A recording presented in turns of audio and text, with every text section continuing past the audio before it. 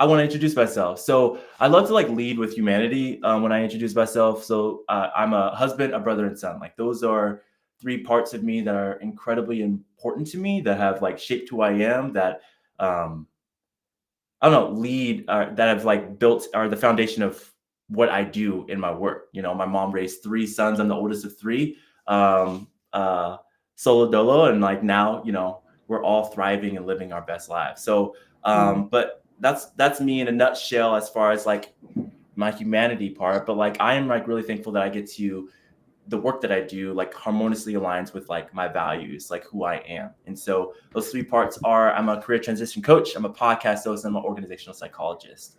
And as a career transition coach, I support Black millennials in experiencing career joy, which I'm really, really excited about today and talking about gentleness and leading that back to joy. But I want to give it off to you, Betty. Who is Betty Chan? Go ahead and tell me. Wow, we're starting big today. Yeah. Well, I appreciate you started with the humanity part. And actually, John, I don't think I knew you were the big brother, but the big brother vibes check out. So that makes sense. It totally aligns. I love the invitation. And I guess it's been a moment since I've started my intro this way, but I would say from personal things about me is that I am an only child. I am a first generation child as well. And I'm currently, the big role in my life is that I'm a caregiver for the elders in my family. So my partner and I don't have kids, but we have a lot of folks who depend on us as well, along with the beautiful French bulldog who's like the biggest rascal in the world. So he's a handful in and of himself. So that's a little bit of who I am. But outside of that, I am an authenticity life coach. I'm also a facilitator and a speaker around the topic of gentleness, which is why we're here, a big part of why we're here today. And primarily, I focus on authenticity because I really love working with folks to get them to a point where they can confidently say yes to who they are without needing others to say it first. And I've been that person where I constantly sought external validation, accreditation, etc., to feel like I was enough to be in a room and to belong.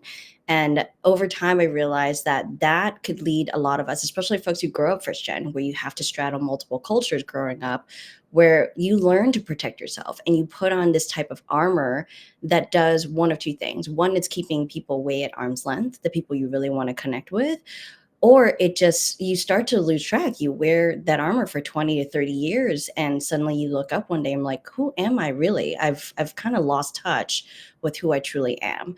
And the thing about belonging, or really truly belonging, is that we first have to belong to ourselves. So that's a lot of the work of like, how do we take that self-awareness and that willingness to reconnect to who we truly are to create a life that's really full of joy and worth living for us as well.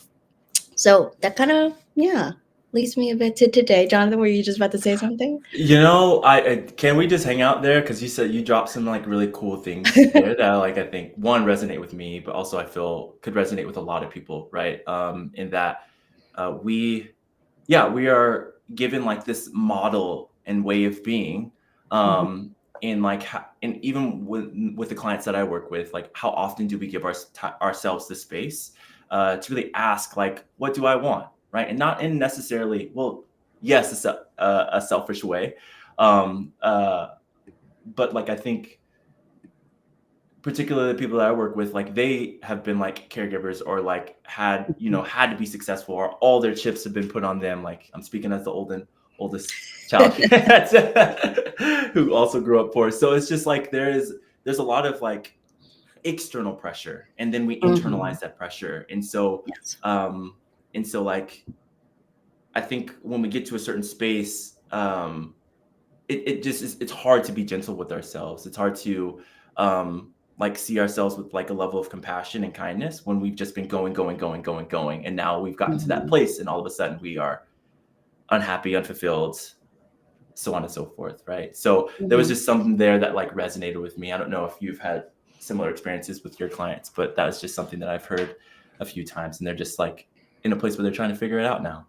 Yeah. Yeah. And that's actually a big part of why we're having this conversation today is that I generally sense that there's a craving overall from all of us where one, we're just tired of being tired, right? There's Mm-hmm. something we're doing whether it's in our careers, as I'm sure you've seen with your clients, or just in life generally, where it's like, okay, if I keep going the route I'm going, I'm going to burn out, I'm going to exhaust myself, or I'm going to end up in a place where I'm just not satisfied with what I've already accomplished. And that sucks to work that hard for something and to be like, blah, like I don't Yeah. really enjoy what's there. But also, the tough part is like we want something else, but we don't know what that something else is. Because I Mhm. don't think we have standard language right now around what to expect when we say the word gentleness or gentle Mhm. accountability. There's stigmas around it that I just really would love to explore together today with Yeah. you, as well as the folks who are joining with us today. Yeah. Let's do it. Let's do Mhm. it. Mm. Yeah. So just in case we have some people coming in, joining us now, like you're not too late. Thank you for taking the time to join us Yes. today. We're on the topic of gentleness and how does that help us get back onto the path of joy. And if that really is bringing up a thought for you, you've carried a question and like that brought you into the room today, by all means, share that in the comments. We'd love to Mhm. bring that into part of our conversation as well. But let's start off with like the thing is, Jonathan, I know you and you know me, Yeah. and I assume we have a general sense of what the other person means when we say gentleness. But I don't think I've ever stopped and asked you, like, what does Mm. gentleness look like for you? What does it mean to you? Yeah, that's a really good question. So I think just taking the long route, we were talking about that earlier before, but I take the long route. So I, hmm. So it's interesting, like when I think about gentleness, because I grew up uh, in mostly a single parent household. So like my mom raised us three boys, and so I think for how she raised us, I think we have um, a little bit like I would say we're more emotionally connected. I would say to ourselves, but I think growing Mm, up also, when we get to a certain point, I think there's some studies out there around like middle school. Um, Boys turn their language from like I love you or whatever to like all kinds of other things. Like it's a mm, little bit more meaner. And so I think growing up with my mom, who taught us like this softness, kindness, like gentleness, allowing us to cry, asking us how we feel, mm, different things like that, and then going out into this world, who, in particular for Black men, like tell us that we have to act a certain way, have to be hard, have to do this.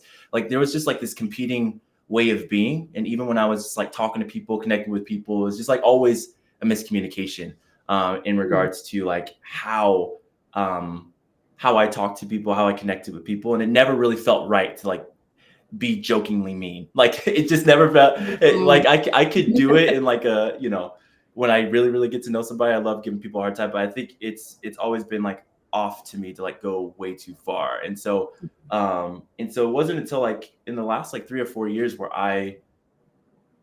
where like I was experiencing like deep levels of um like depression, sadness, like anxiety, all these different things, and all those old models that like worked for me before were not working.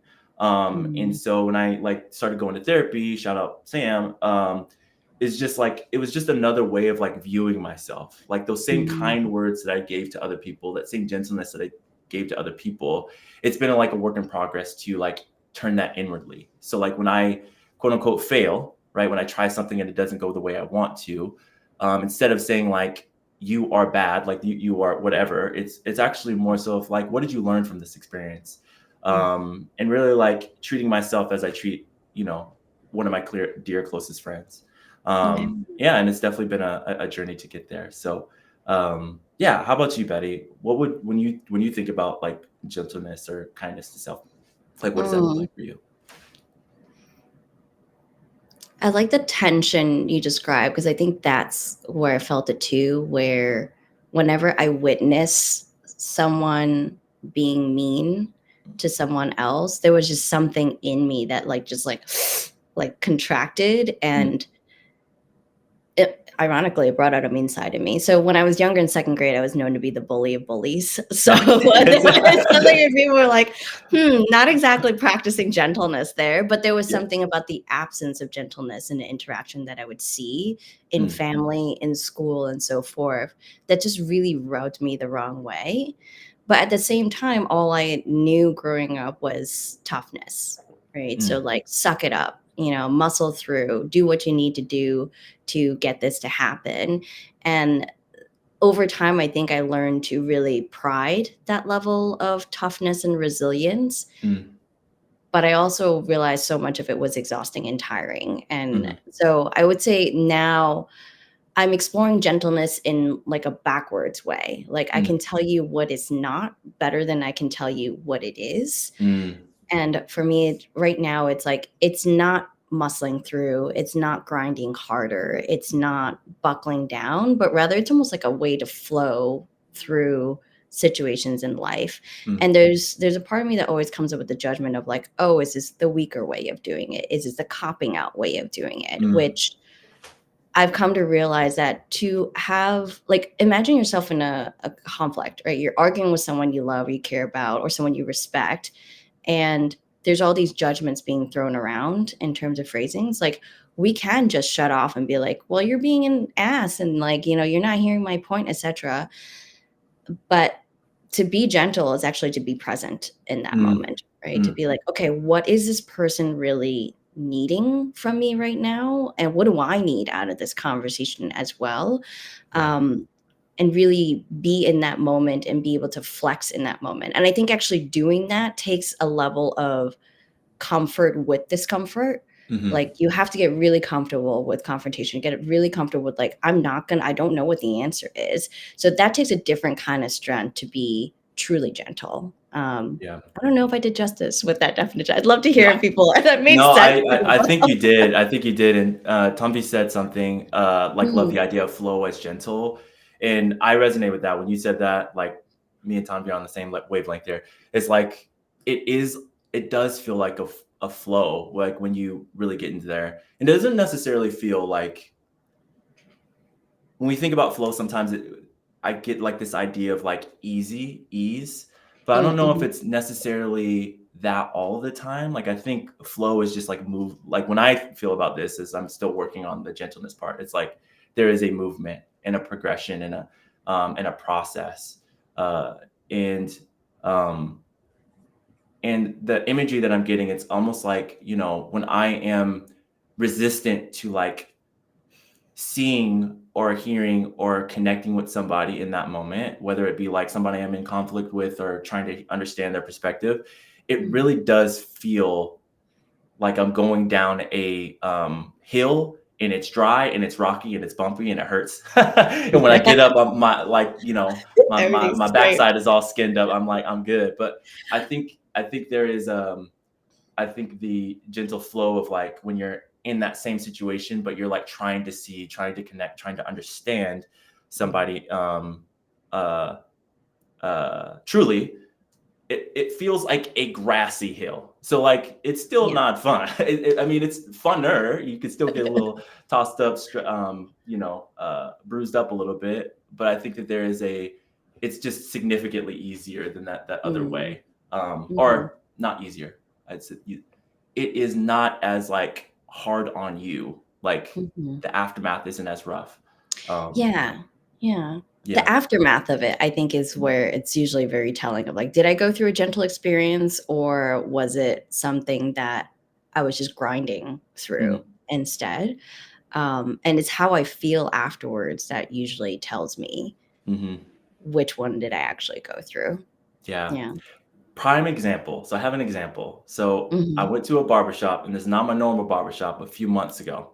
And I'm sitting there, and this gentleman is he's a conspiracy theorist. Like I'm just gonna it's he's a conspiracy theorist. And he is one of the barbers. And I'm like, all right, I'm just listening, right? I'm listening. And Mhm. I know my stuff. So I know my stuff. And so I'm just listening and listening, listening. And at one point he said something that was like blatantly wrong, like just Mm, wrong. And instead of like getting angry or upset in a way that like I can no longer like take his perspective seriously or even like hear his side or his story.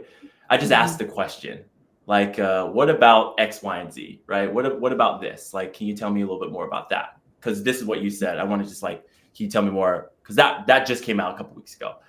right. Um, And uh, and so that started a conversation that lasted probably an hour and a half, where I was just telling him my perspective, right? Where he was just saying like, at the end of that conversation, he actually said, um, usually when I talk to like progressives or liberals or whatever, they like get angry and upset and like just stomp out. But like you just like, we were just having a Mhm. conversation. And I think the thing is that like I was proud of myself because like this was the first time I usually get mad because I want to be right, but I really wasn't trying to be right in that situation. I like legitimately like was hearing him, um, and was trying to understand how you got to this point, how you believed what you believed, Mm. and like he actually listened to me compared to like trying to like shove my perspectives to the side or whatever. And that was actually for him, it was more disarming and actually an engaging and thoughtful and like encouraging and fruitful conversation than it was us just yelling back and forth. And I think Yeah.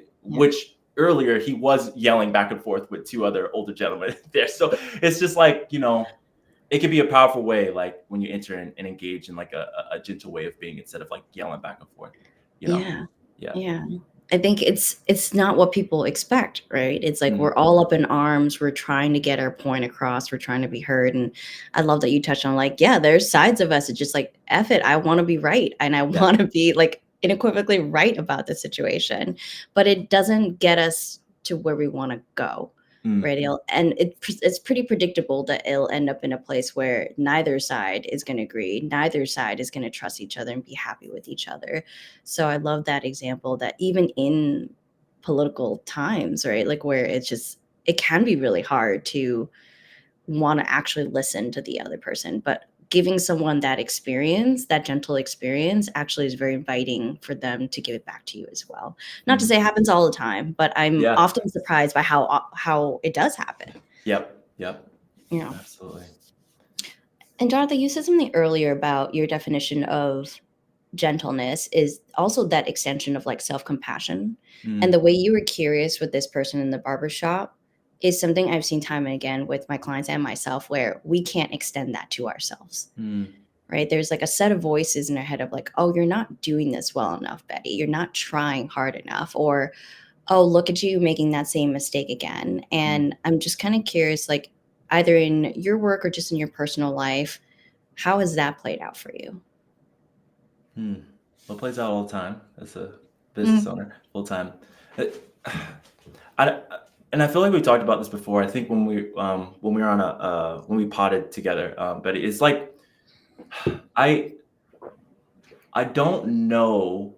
Honestly, I don't know why I'm so like hard on myself. Like I don't know why I have like these unrealistic expectations. Because if somebody were to tell me, like if Jonathan, let's just pull Jonathan out like as two separate people. If I were to Mhm. tell me those expectations, I'd be like, bro, you gotta chill, dog. Like you just take it one step at a time. Like what is that one faithful step that you could take to accomplish what you're trying to do? What does patience look like in this season of life? What is, diligently and consistently showing up looking like?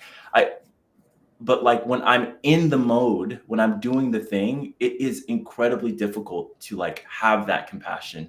And so it almost becomes like a discipline to Mhm. see myself as a human being. Mm. Like see myself as somebody, like see myself as a person. Like when I am like, it almost becomes a discipline to like look at myself in the mirror and be like, you deserve rest. You deserve like space. You don't need to overload your to-do list. And I think personally, I think I forget that I am also a human being. Like I forget that I need space, that I need time. Um, and I think that this hustle, this grind, this need to produce is like so ingrained Mm. in me. Uh, I would say for a plethora of reasons. Um, but I think that, yeah, I think that it's literally a discipline to unlearn those things. Um, and Mhm. it's funny as a coach now that works with folks that like say these things. I'm constantly learning myself and reminding them that they're human.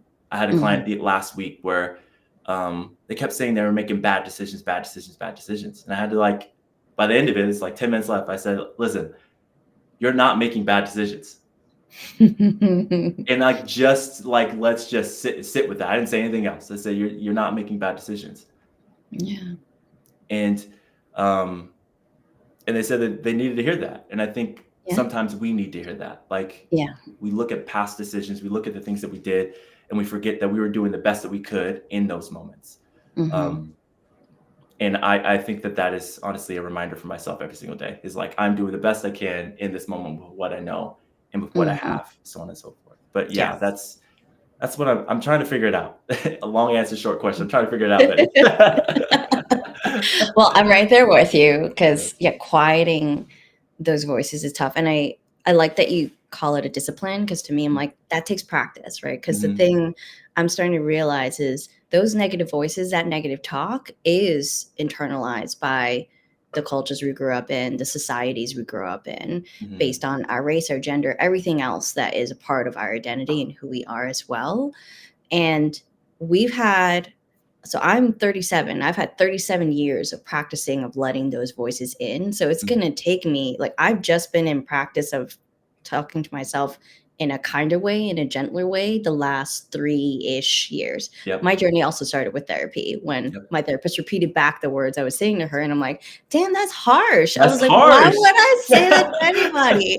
Right. So, and that was my first realization. I'm like, oh my God, this is how I talk to myself Mm. all the time.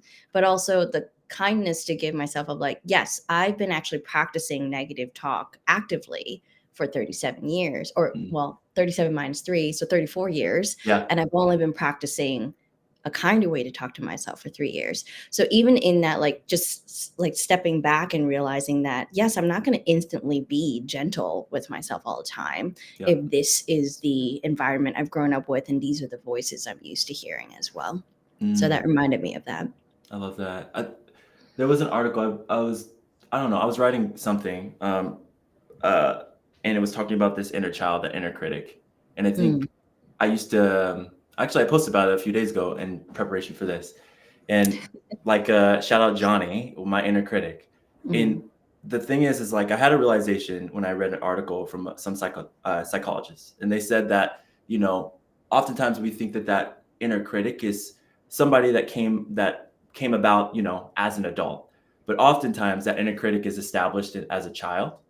And mhm, so my inner critic is like my middle school self. Like, when I was at my most insecure, anxious, like scared self. mhm, Like, just thinking about 12-year-old Jonathan, and they call him Johnny, and it's so funny. But anyways, the and so like when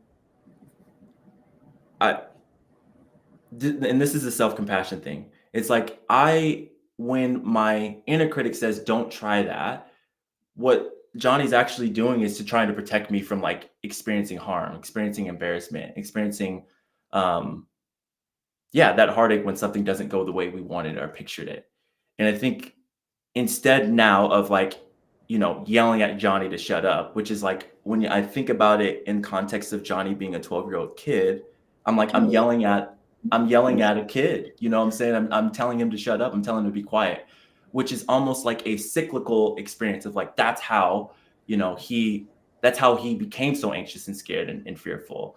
Not that Mhm, anybody like yelled at me that way, but like, it's like those other things mm, that I experienced that like that didn't allow him to have a voice. And so yeah, now when I show myself compassion in those moments, those somber moments or sober moments that I have, it's like, I want to do this with Johnny. Like, I know you're scared, but like, let's step into courage now. Let's do this. Like, let's do one thing at a time and see what happens. And if it doesn't go yeah, well, it's okay. It's like really teaching myself and teaching my inner critic, that inner child of mine who is sometimes taking the driver's seat, that courage, and that's like that's helped in my processing. And that's mhm, also a practice I try and do with clients too. It's like, who yeah, was actually saying that? Who said that to you? yeah. Yeah. So I think that was just like a powerful thing that I read. I was like, oh my gosh, I'll drop that article when I find it, for everybody. Yeah, so we can put that in the comments for everyone as well. And I love that separation because I don't think I shared this with you. My version of that inner voice is probably in her early-ish 20s, and sometimes I Mm, call her Petty Betty. Please don't make this into a trademark thing.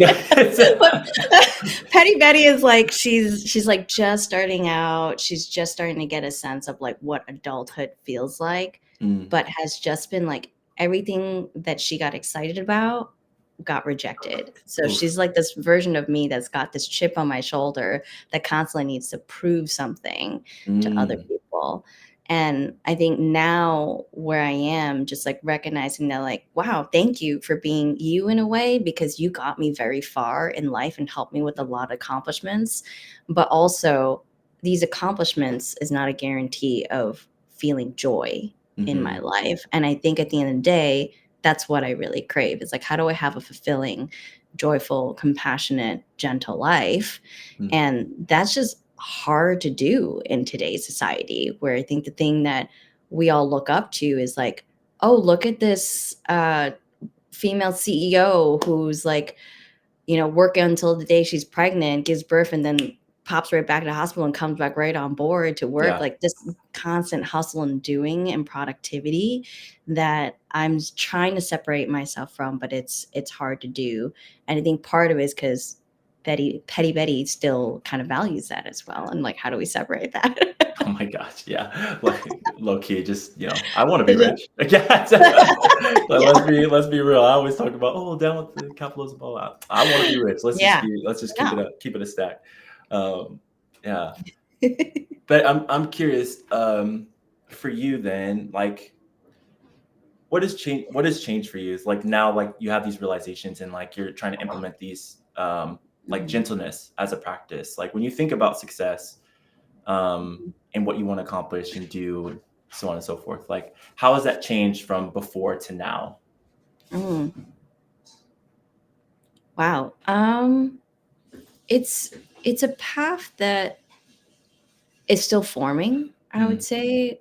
The simplest way I could put it is success to me now looks like walking on my values, like, or walking with, rather, is probably more accurate to say it. Like, how do I choose to show up every day, every mm, minute of every day, not in this like perfectionist way, but just like with this intentionality of, okay, these are the values I have. How do I mm, show up with that now in this moment? Whether that's just me sitting by myself, whether I'm, reaching out for a partnership, or just like talking with my partner and my family as well. And I realized that that can look very, very different from the standard path that I thought I should be walking on, which mm, is get a 9 to 5, work your way up to a good title, make that money, right? mhm, But which, while I was going for those things, I realized that yes, I'm doing all these, but at the same time, I'm not happy. I'm not mm, joyful. Like, I make all this money to sit in a bank account while I'm working 70 hours a week, and I can't really use that money and enjoy anything. So it starts to leave me in a place of question, like, what is this money for? What is the success that I'm gathering? And like, what is the ultimate purpose of that? mm, So I'm still figuring that out. That's kind of part of the authentic journey. But the way to find those steps is just, how do I just keep moving in alignment with my values? mm. Like that. Hmm. Mm. As you were sharing, I was trying to also think like, how would I answer this question? And I don't know. Like I legit don't know. Like I legit don't know. And Well, I'm sure you've seen yeah, your clients walk through these as yeah. well, right? Like, how has that shown up for them? I'm kind of curious. It's actually a really fun exercise. I love to see this, right? Because so like when one of my favorite questions to ask is like, what are your values? And sometimes, sometimes they'll have the answers, but nine times out of like other times, like they won't. They're like, oh, I haven't done that in a really long time, or I have never like really explored that. And so I'll just give them like this assessment to explore their values, and oftentimes they're like, yeah, like this is, I didn't realize this was like close to me, like this was important. And then the next step is like, all right, now like you knowing and understanding your values, and like, do these feel true to you? How have you seen them show up? In what ways do they show up in career life, all the things together? um the thing that's really interesting is that very few, very few of the folks that I've worked with have actually looked at their career through the lens of their values, right? That Mm-hmm. have like looked at, what they're spending so much time and like stressing about and like obsessing, not obsessing about, but just like it just takes so much from you, right? And there is values misalignment. One of the I'll never Mm. I'll never forget a couple months ago I was working with somebody and they said we were doing this exercise. In the beginning they were like, yeah, like I feel like my job is aligned, blah blah blah. And then by the end of our conversation, it was like, you know what, Jonathan? I wonder. I'm working at a place that I'm like misaligned, right? And again, it goes back to what I was saying in the beginning is like, how often have we given ourselves space to explore? Am I doing this because somebody told me this is what success means? Mm-hmm. Or am I doing this is because this is what I actually want? And I Mm-hmm. really think that those are two different things. But that's what I've seen more often. And it ends up being like when you look at it through your values perspective, and I think you were hitting at this too, Betty, where it's like folks start to align their success with their values and it just looks drastically different, right? Like they want to be able to show up with like a ton more energy and be with their family, like that Mm-hmm. becomes like top priority. um, they want to be able to explore and be challenged in ways like and learn and grow, right, in their work. They want to be a part of a team. Like that's important to them. Like they don't want to be solo. They want to be a part of a team. And like when Mm. you start to look through the lens of values, like success and what you want and what you want to accomplish, I would say um, uh, it just starts to look different. And so, Yeah. yeah, maybe I need to take myself through the exercise again. And if anyone wants to see it happen live, let us know in the comments. We're Hello. gonna watch Jonathan unpack this I whole. know. Oh my God. But you're so right, because like even the example I was thinking back on, it's like if someone looked at me from the outside, they didn't know anything about me as a person, and they saw the old life I was going, they'd be like, "Oh, okay, her values is money, stability, and Mm. status," which are none of the values that I actually have now. Hmm. Or, I mean, don't get me wrong, I'm right there with you. I would love to be rich one day. Yes. There's nothing against that, but I would never want money at the cost of other things that are Hmm. important to me. Because money to me at the end of the day is a vehicle to get more of those things, which is Yes. quality time with my family, this level of ease and freedom, so that like things like joy can come into our life. And I think oftentimes what I used to mistaken for is like joy was a destination that I Mm. got to. When I'm starting to realize now, it's like joy is actually just always around us. It's just whether or not we're present enough and still enough to experience it in our life. Mm. And we need more of those. The space that you just talked about, right, for your client, of like they would have never even slowed down long enough to be like, oh, how do I assess whether or not my career is aligned with my values, until you gave them that gentle space Mm. of, hey, let's look at this without bias, without judgment, and let's just evaluate, as opposed to, well, this, you said this value was yours and like it didn't line up. What's wrong with you around that? Right. So there's no judgment around it. And I Mhm. think that gentle space to like explore is rare. It's becoming more and more rare in adulthood. We give that a lot to kids. They get a lot of playtime, they get a lot of discovery time. But as adults, especially working adults, we don't get that. I guess I could call it a luxury of sorts. Mm. That's so true. There was I even think about like what's popular too, or what gets a lot of clicks or Hmm. or like a lot of views or whatever online. And oftentimes it's like this like stop doing this or 10 mistakes that you're doing right now or Mm. XYZ. It's like it you you see something like that and you're like immediately drawn to it. It's like I don't know, and I do it too. Like on TikTok, it gets me every single time. I'm like, oh, what am I doing wrong? Like, help me. But and I'm sure you create this space too. And I'm curious how this looks for your clients when you're doing this. But it's like, where's the nuance that exists in that for like Mm. how I'm experiencing or going about or what I've been told. I'm supposed to be, or so on and so forth, right?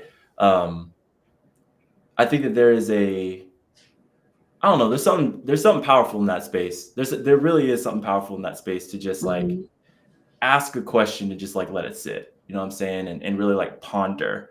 Mhm. Ponder has been a fun word that I've picked up in the last like 6-ish months, and I like it because it's just like I'm gonna ponder. I'm gonna sit on that. I'm gonna contemplate, think deeply Mhm. about that. Um, uh, yeah. So, Mm. but Betty, what does that look like for your clients then? Like when you create that space and ask these questions, um, yeah, what does that look like for them? Yeah. There's I'm starting to notice a pattern for folks where a lot of my clients are usually come in with a level of self-awareness, either similar to us, have gone through therapy, have done a lot of self-reflection already.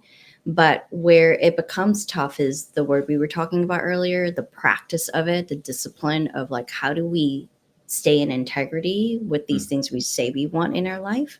So I yeah. would say the first part is just like making space to figure out what do we want in our life. We're so used to saying the things we should, we feel obligated to want, like to have a steady job, to have a house with a white picket fence, 2.5 kids and a dog or something like that, right? So Yeah, something yeah. typical.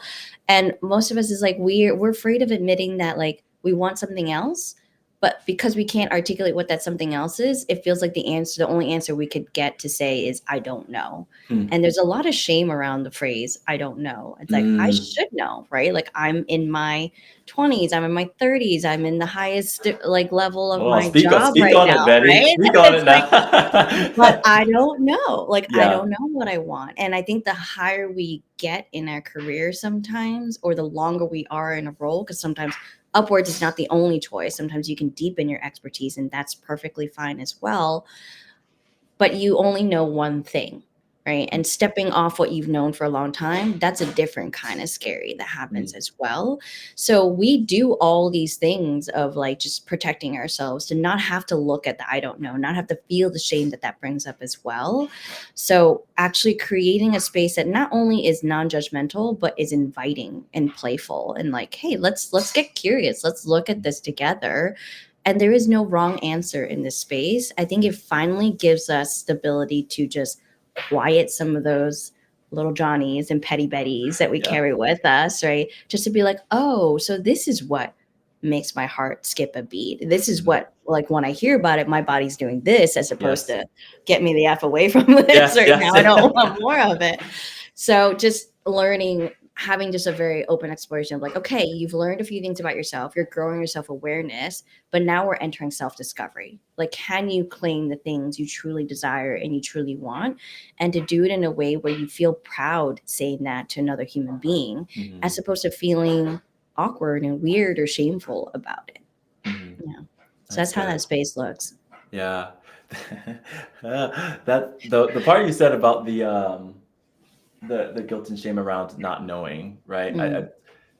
Again, it's like we like who told you you had to know, right? Like who like I mean, there was I don't remember, and I really wish I could remember so I can credit them, but it was like I was watching something and somebody said like, we talk about like things as if well like it's good to talk to you again, or it's good to do this thing or whatever, or call somebody and like you've talked to them 100 times, but like you don't act as if it's new. And it's like Mm. the thing is, it's like this conversation that we're having, we've had different iterations of it before, but this Yeah. is a completely new conversation, Betty.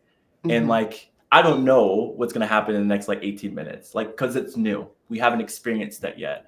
Hmm. Um, and like, even to connect it back into like some of the coaching conversations that I have and you have as well, it's like, why would you hold yourself to the standard of knowing when you've never experienced this before, when you probably haven't had a space like this to ask yourself this question or think outside of the box or do something differently? Like it's okay not to know, but there's this like guilt and shame attached to that.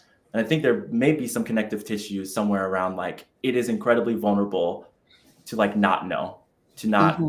have it figured out. or at least pretend to have it figured out, which is like, I Mm-hmm. think is countercultural in a society that like constantly perpetuates like success in a very particular way. Um, Absolutely. you know what I'm saying? So it's, I don't know, there's something there. And it's Can like, I get on my soapbox for a get on the little bit? soapbox, please, please, please. Yes, please, please, You please. just reminded me of like, because when you mentioned how society actually like cultivates this in us is like need to know and need to have an answer, it just reminded me of a question that I hate seeing people ask young kids: who do you want to be when you grow up? I'm like, you don't ask a 10-year-old that and then hold them to this for the Yeah. rest of their lives. Like, please stop doing that. At 10 years old, I'm like, what do I want to eat? When do I want to nap? Like, Yes. I don't want to think about what my career is going to be. And I would argue, even as an adult, like, I want to actually instead flex the muscle of like, how do I keep checking in with myself to Hmm. know what's bringing me joy? What am I good at? What do I have to offer the world that's unique? Hmm. And just work through that, work from that lens, build my career around that lens, as opposed to who I should be, who I thought I was going to be at 10 years old as a person who didn't know. And I'm still the person who still doesn't know, but now I feel shame about it. Mm. Yeah, I don't even. Yeah, when I was a mission counselor uh, a while ago, and it's so interesting because I think about my own experience, and I'm like, when mom told me I was gonna be a lawyer, I've been thinking I was gonna be a lawyer all my life, so I'm gonna study history and political science, and I'm gonna be a lawyer. But I was Mhm. actually significantly more passionate about like getting a business degree or like psychology, which Mhm. shout out me for making that decision later on. But it's just so interesting. Like, uh, we don't know. They don't know. And like a lot of things can happen in 4 years after you finish that degree. Um, Mhm. and something you said like sparked something in me of like, th- there can be different iterations of ourselves. Like, Yeah. you know what I'm saying? Like we change. And I am very different from when I was a year ago.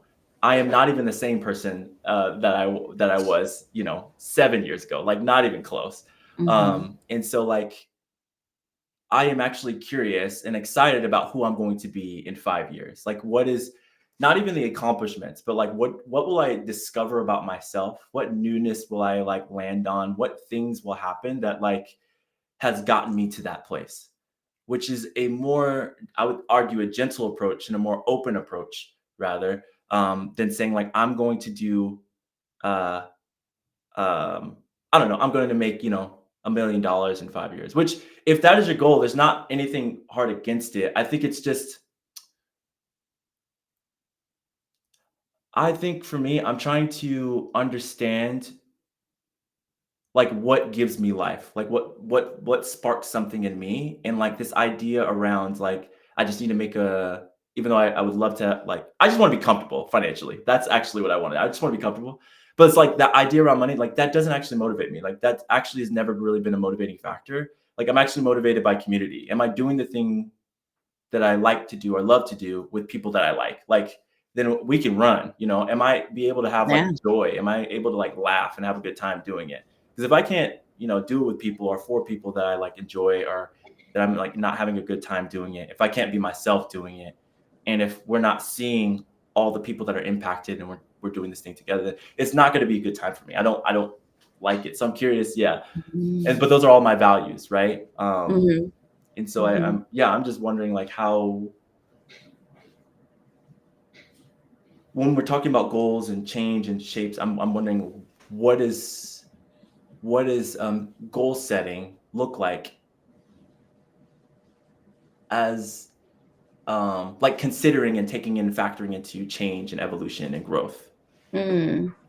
Because that goes back to the flow we were talking about, right? Like Yes, that's a exactly. gentler way of looking at it, as opposed to a goal is something I have to pretend to know today and then beholden myself to it for the next however many years it takes to accomplish that goal.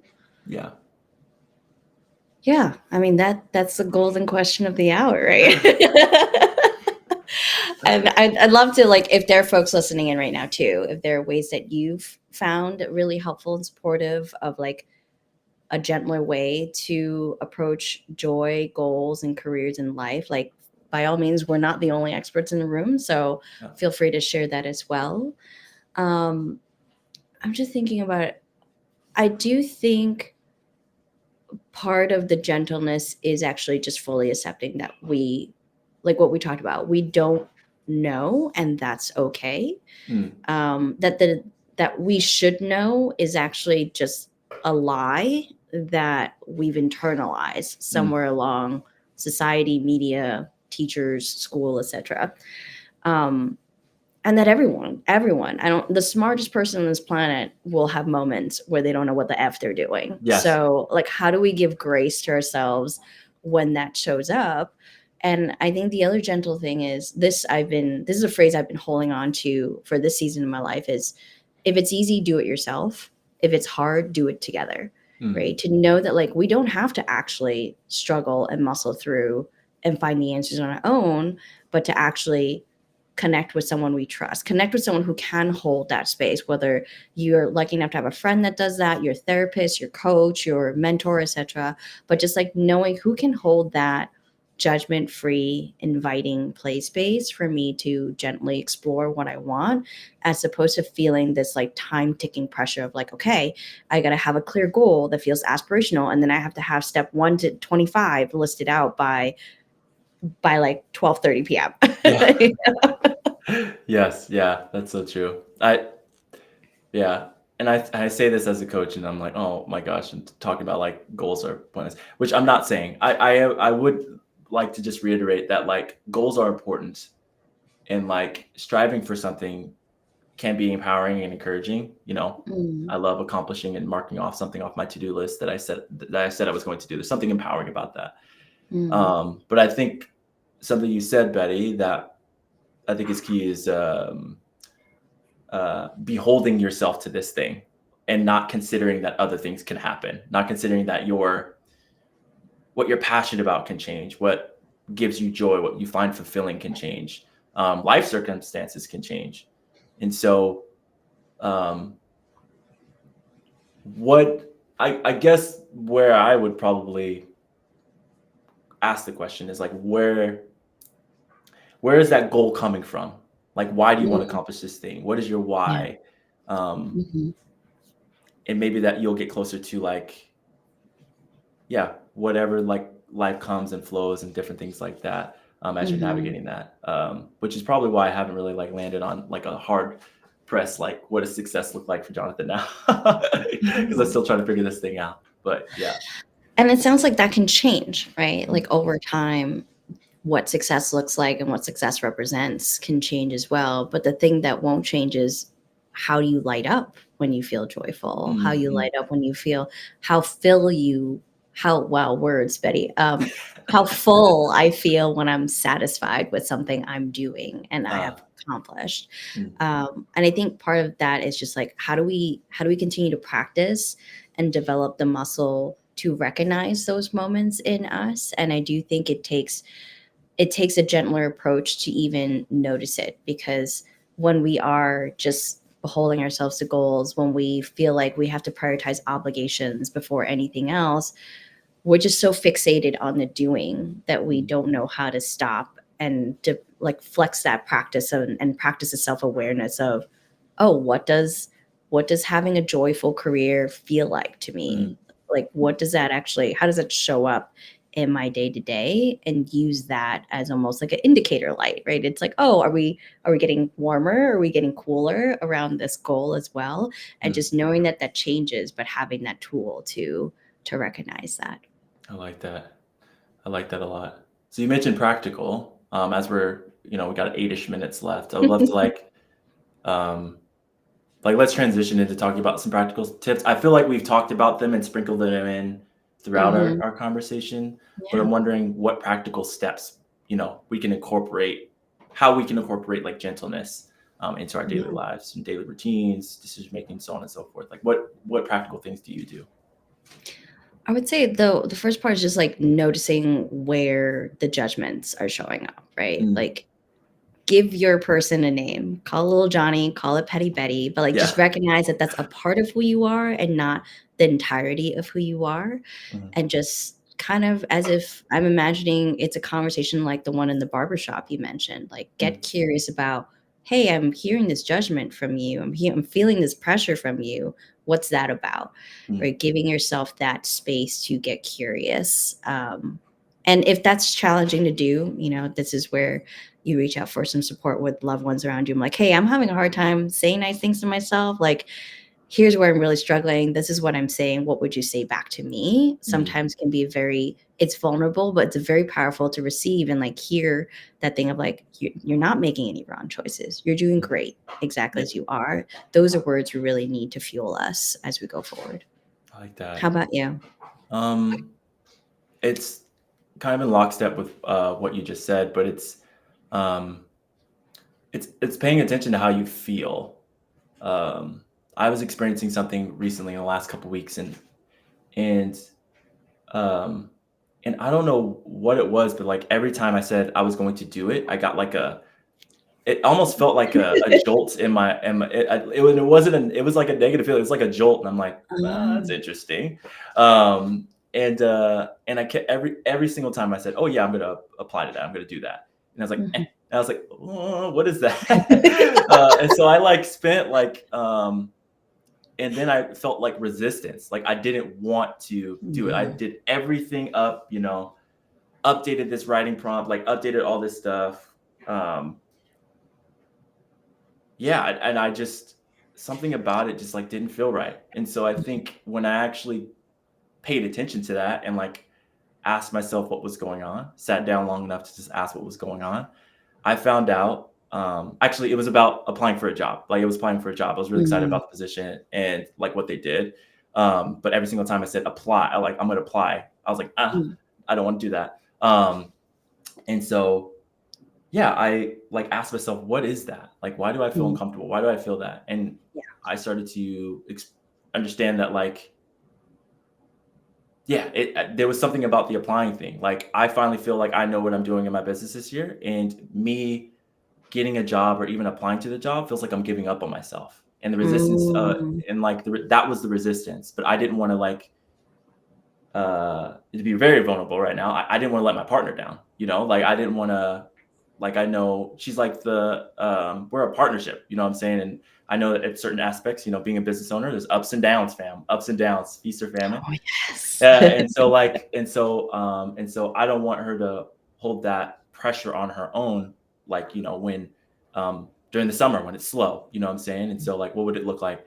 Um, and so what I did was like had a conversation with myself, like what is happening internally. So that's just vulnerable, like just paying attention to what you feel in the moment. And it could just be an off feeling, something cannot feel right. Um, yeah, just paying attention to that and then just asking yourself and processing out loud with the loved one, with somebody you trust, therapist, coach, on like, this is what I'm feeling. This keeps happening here. I don't know what Mhm. it means. And that's okay to not know. Yes. Hmm. Yeah. Yeah. Do you have Thank you another for one, Betty? sharing that. Yeah. Thank you. Yeah. I mean, to recap that, it's like permission to not know, to give Mhm. ourselves permission that that's okay, to actually, that slowdown is the practice of gentleness, of like, Mhm. you could have just ignored it, applied and muscle through, move on to the next thing. And then who knows what a year later would unfold for that, right? We still don't know, Yeah. granted, Yeah. around that. And I would say, yeah, it's a lot of this practice of slowing down, which I would just say to give ourselves grace when that feels hard to do. Because Mm, we do live in a society where it's like, do it quickly, do it faster, say everything wonderful and brilliant and smart in 90 seconds or less, which we're not doing today, by the way, folks, because we want to like create space. And I think a lot of it's just like, how do I create space for what I truly want? Because there's plenty of factors out there already that's telling you what you should want. And I think noticing and paying attention to your own language of like, where am I saying I should, I need to, mm, I have to, and letting that be a like an invitation to get curious of like, why do I feel this? Like you said, mhm. like, why do I feel like I have to press that apply button? And sometimes you might actually discover a reason that lets you press the apply button more easily. It's Yep. just a matter of like being more connected to your why that you're Mhm. doing things. Yeah, Mhm. that's such a really good point, Betty. Because sometimes that, like, we don't want to mistake like just like a nervousness uh, to do something that's a little bit out of our comfort zone, like pushing past our comfort zone. Mhm. Um, confuse that with like doing something that is just antithetical with who we are, like not connected to us. And so, like giving Mhm. yourself time to explore and examine that could be a really helpful practice. And that is gentle. That's like giving your space to understand a process. That's so good. And then the last one I would say is write yourself a letter. And so I did this practice one time. It was actually really helpful and yeah, it's super simple. So like, you know, if there are things that you keep telling yourself, things that keep happening, you feel like you're just like making bad mistakes, like write all those things down. Yeah. And just Mhm. connecting with what Betty said earlier. And then after you write all those things down, you like literally sit down, maybe voice note, whatever, and write out just a letter as if you're talking to your friend. Like Mhm. your friend just told you all these things. Like just write a letter to that person. You can keep it anonymous so it makes it easier. But I did this one time and I'm like, man, I need to hear that. Like I wrote myself a letter and sent it to myself a year later, and it was something I just really need to hear. It was a lovely treat. I said, "Who sent me this email? I wrote this. Oh my goodness, this is nice." So it could be like a helpful practice. You could even do that in your Gmail and just Mhm. schedule it. Literally, do it now, and then December 26th, open that bad boy. Like it'll just automatically send to you, and just see what I happens. love that. Yeah. I love that. Mm, Actually, I have a project coming up that I could actually use the support of you and others who are listening to. What I'm trying to do is actually gather what those judgments are to ourselves and mm, what is that alternative kind of word to say. yes. And my hope is to create like a verbal library of sorts. So, because sometimes it is hard to say it to ourselves.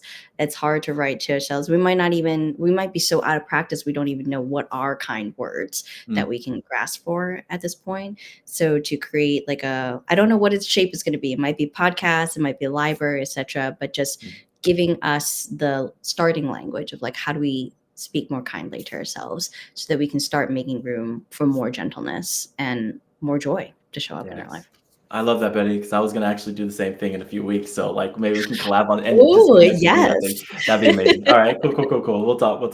But yeah, send all your affirmations, self affirmations. That's like super helpful. That's also another practical thing. I'm amazing. I'm Mhm. beautiful. I'm smart. Whatever. Just tell yourself that. Yes. Cool. Well, we're out of time, Betty. This was so We fun. are. Yeah, Yeah. It always goes so fast I when we know. get to I know. chat. But thank you for joining me today, Jonathan. And thank you for Yes. everyone who's watching this or watching this on replay. I really do hope it gives you permission to be a little more gentler with yourself or those around you, because sometimes it's the people around us that need that as well. So feel free to share this with someone who you know might need to hear this message today. And yeah, stay tuned. We'll have more of these talks soon. All right. Absolutely. Take care, Bye, y'all. Bye. everyone.